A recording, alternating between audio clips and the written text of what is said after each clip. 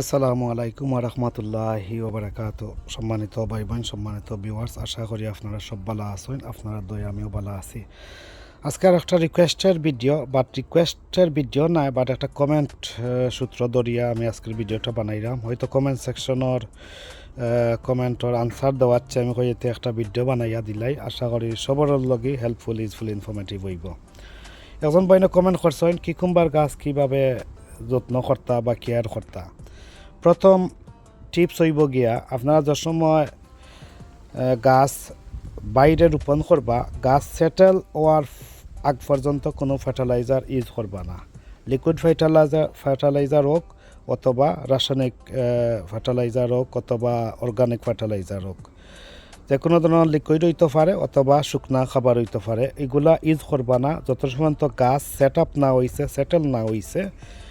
কারণ হইল আপনি যে সময় গাছ রোপণ করবার আগে অথবা গাছ রোপণ করার সময় খালিন যে সার ইউজ করছেন ওগুলা সার গাছরে নিতে দিবা। আর গাছ সেট হইবার লগে অপেক্ষা করবা। কমপক্ষে কোনো সময় 1 সপ্তাহ যাইতে পারে, 2 সপ্তাহ যাইতেও পারে, 3 সপ্তাহ, এমনকি 4 সপ্তাহ যাইতে পারে।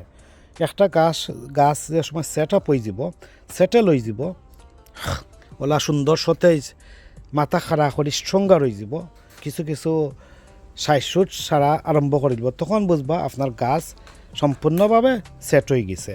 বাট গাছ সেট যে কোনো গাছ হইতে পারে, সেট হইবার আগে কোনো লিকুইড ফার্টিলাইজার হোক অথবা ড্রাই ফুড হোক গাছর আগায় গুড়ায় কোনো বাইরে দিবা না। তো সেট হওয়ার পর দ্বিতীয় টিপস, গাছ যে সময় সেট হয়ে যাব তখন নিচর ফাতা যত ফুকে জুকে খাইছে অথবা ডিজিজযুক্ত ফাতা, মরা ফাতা, খাওড়া ফাতা, হলুদ কালার ফাতা বা এমনকি কোনো ফাঙ্গাল ইনফেকশন, অন্যান্য ডিজিজ, ব্যাকটেরিয়া, ভাইরাস ইনফেক্টেড ফাতা, ওগুলো আপনারা খাইটা দিবা, ছাটাই করে দিবা।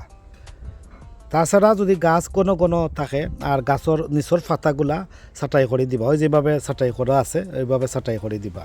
এই দেখো একটা আমি ছাটাই করবো, একটা দরকার নাই দেখলাম, এই দেখো আর একটা দেখলাম, এটা খাঞ্চি দিয়ে পরিষ্কার ক্লিন খাঞ্চি দিয়ে আপনারা ছাটাই করে দিবা। নিচর ফাতাগুলা পরিষ্কার রাখবা এইভাবে। তখন যে মেঘ বৃষ্টি বা পানি দেওয়ার সময় মাটির মাঝে যে পানিটা গিয়া পড়ে, পানি ছিটকিয়া গিয়া ফাতার উপরে পড়িয়া অনেক সময় অনেক ধরনের ডিজিজের লক্ষণ দেখা দেয়। তাছাড়া পোকামাকড়েরও আনাগোনা বাড়ি যায়। এরপরে গাছে শ্বাস নিঃশ্বাস ফালাইতে পারে না, দম ফালাইতে পারে না। এর সার্কুলেট করার লগে আপনারা কিছু পাতালতা নিচের ওলা বড়ে আপনারা ছাটাই করে দিবা। অতিরিক্ত পাতা প্রাথমিক অবস্থায় ফালানোর কোনো দরকার নাই। যেগুলো পাতা ড্যামেজ নষ্ট ওগুলা ফালাইয়া দিবা।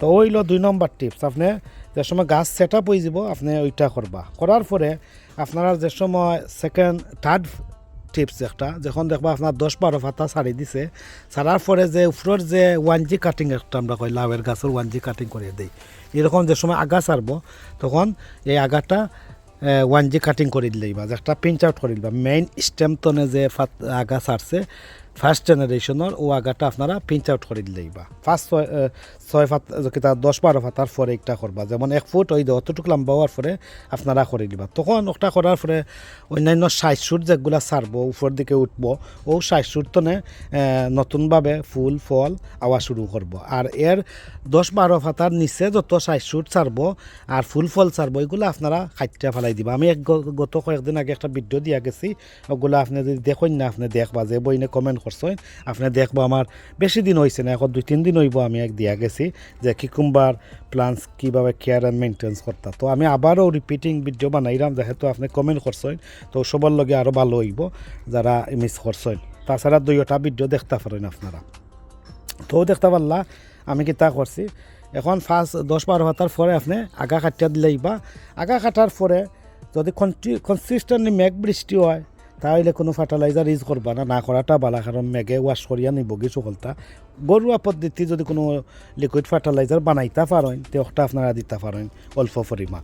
তো ওটা ওগুলা টিপস দিলাম যে 3rd নম্বর যে ফাতালতা কাটার পরে গাছের আগা 1G কাটিং করার পরে তারপরে আপনারা একটা ভিটামিন মিনারেল যুক্ত কোনো ফার্টিলাইজার বা সার ইউজ করতে পারেন, অথবা মেডিকেল গরু ইউজ করতে পারেন, অথবা অন্যান্য ঘরোয়া পদ্ধতি সার যেগুলো আছে ওগুলো ইউজ করতে পারেন। হ্যাঁ, এখন হয়েছে গিয়া 4th নম্বর টপ ড্রেসিং যেটা সাইড ড্রেসিং যেটা, যেহেতু গাছ রোপণ করবার আগে অথবা রোপণ করার সময় আমরা অলরেডি মাটির মাঝে chicken pallets, chicken ম্যানুয়ার, fish palette, বোন মিল ওগুলা দিয়া আমরা রোপণ করছি। তো অপেক্ষা করবা আপনি গাছ রোপণের কমপক্ষে মিনিমাম হইল 3 থেকে 4 সপ্তাহ আর ম্যাক্সিমাম হইল 6 সপ্তাহ। 6 সপ্তাহ অপেক্ষার পর প্রত্যেক মাসর মানে প্রত্যেক 5-6 সপ্তাহ পর আপনারা সাইড ড্রেসিং টপ ড্রেসিং করতে পারবা, যেটা আপনার যে সময় দেখবা আপনার বয়স হয়ে গেছে গাছর, যে 6 সপ্তাহ হয়ে যার বা 4 সপ্তাহ 5 সপ্তাহ হয়ে যার, এমনকি 3 সপ্তাহের উপরে হয়ে যার, আপনি যদি মনে করেন আপনি মিনিমাম 3-4 সপ্তাহ হয়েছে আর ম্যাক্সিমাম হইল 5 থেকে 6 সপ্তাহের ভিতরে 5-6 সপ্তাহ পর আপনারা সাইড ড্রেসিং টপ ড্রেসিং করবা, যাতে মাটিগুলো হালকাভাবে আগাছা থাকে, যদি আগাছা সফা করবা। আর মাটি বাট একটা জিনিস হলো সিক্রেট একটা কুশল কইলাম, শশা গাছ বা কিরা গাছর এটা এগুলা শালো রুট থাকে, তারা গাছ বেশি ডিস্টার্ব করতে বালা পায় না, মানে তারার গাছর যে শিকড় জ্বর ওগুলা ডিস্টার্ব বেশি বালা পায় না।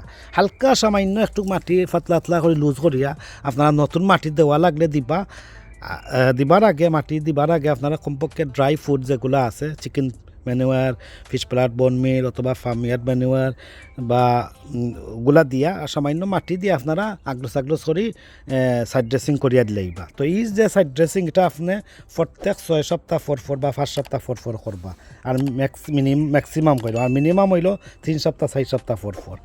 তো ডিপেন্ড করে আপনার গাছ কতটুকু হেলদি সতেজভাবে বড় ওটার উপরে নির্ভর করে আপনি, বাট পারফেক্ট টাইম হইল এভরি 5 উইকস পর বা 6 উইকস পর এটা করবা।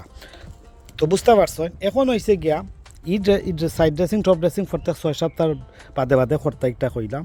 বাদে 5 নম্বর টিপস একটা, আপনারা লিকুইড ফিড যেগুলা পরে যে সময় গাছর ফুল হওয়া শুরু হয়ে যাব, আপনার 1, 2, 3 টিপস দিয়া আসছি, 4-5 চলের এখন যে সময় দেখবা গাছর 5-6 পাতা কিতা 10-12 পাতার পরে এমনকি আগা 1G কাটিং দেওয়ার পরে নতুনভাবে শাখা খাণ্ড সারিয়া ফুল ফল আইছে, তখন তো আপনারা টমেটো ফিড ইউজ করবা প্রত্যেক 5 দিন পর 7 দিন পর 10 দিন পর এমনকি 12 দিন পর এমনকি 14 দিন পর টমেটো ফিড ইউজ করবা যারা টমেটো ফিড ইউজ করেন, অথবা গরুয়া পদ্ধতি যে কোনো লিকুইড ফার্টিলাইজার আপনারা ইউজ করতে পারেন।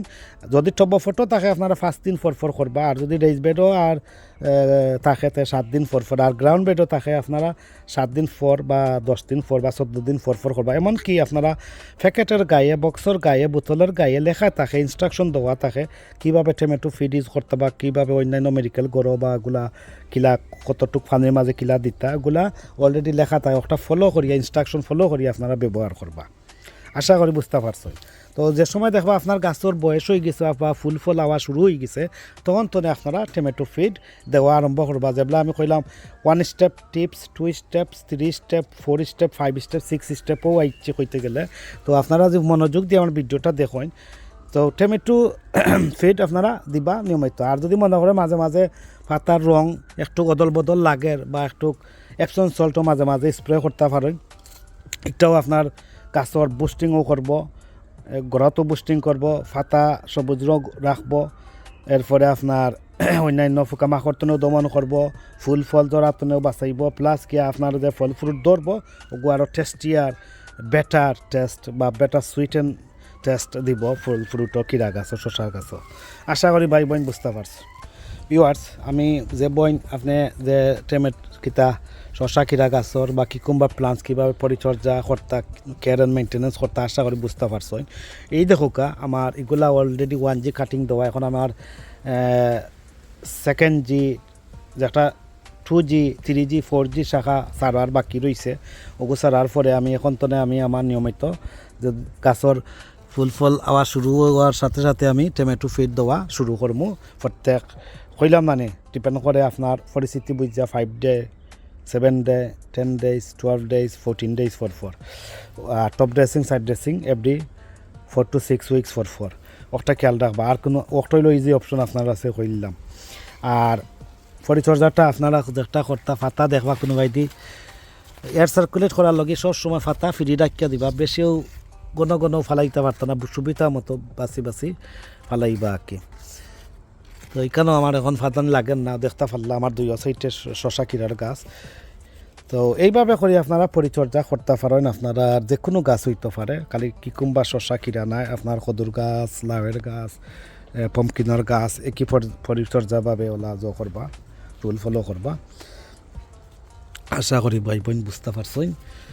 তো বোন আশা করি বুঝতে পারেন। যদি কোনো কনফিউশন থাকে, কোনো প্রবলেম থাকে, আপনারা অবশ্যই জানাইবা কমেন্ট সেকশনে। আবার কমেন্ট করি আমি অবশ্য ভিডিওর মাধ্যমে হোক অথবা কমেন্টের মাধ্যমে হোক আপনারা আনসার দেওয়ার চেষ্টা করবো। তো এইভাবে করি আমাদের সাপোর্টার ভাই বোন যারা, আমার অর্গানিক ন্যাচারাল ভিউয়ার যারা, অথবা আমার ইউটিউবার গার্ডেনার ভাই বোন যারা, আপনারা যদি কোনো মন্তব্য থাকে আপনারা অবশ্যই কমেন্ট সেকশনে কমেন্ট করতে পারেন।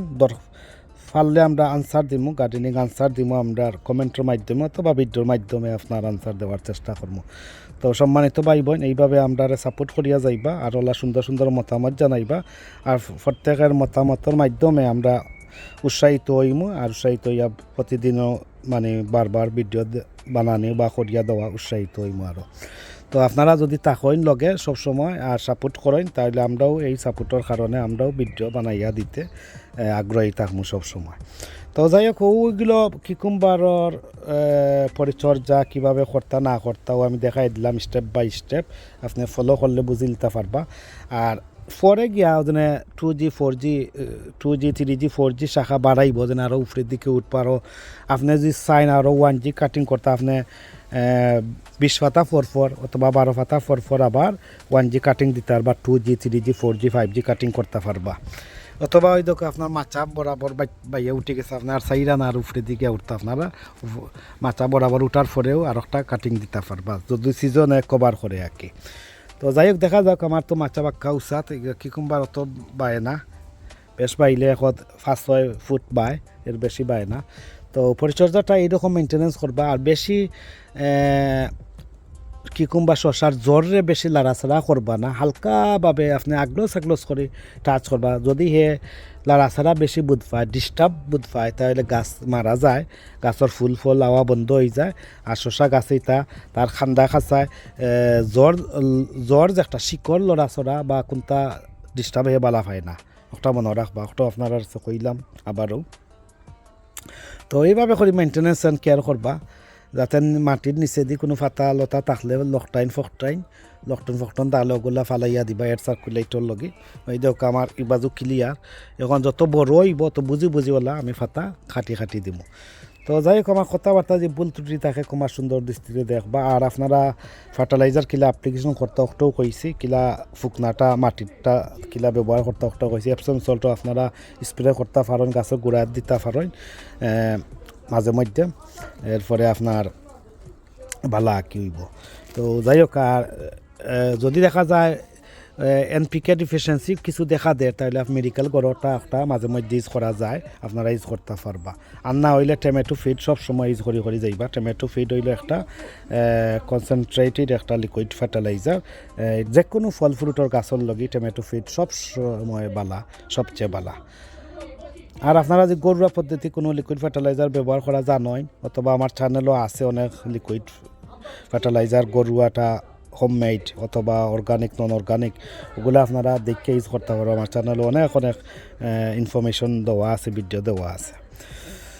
তো যাই হোক, কথাবার্তা বলতে তাহলে আমার সুন্দর দৃষ্টিতে দেখো। আজ এই পর্যন্ত ভালো থাকা, সুস্থ থাকা, নিরাপদে থাকা, পাশনার কার্ডেনার ইকের লগে থাকা, এই কামনা বিদায় নিরাম। আল্লাহ হাফিজ। আসসালামু আলাইকুম রহমতুল্লাহি ওয়া বারাকাতুহু।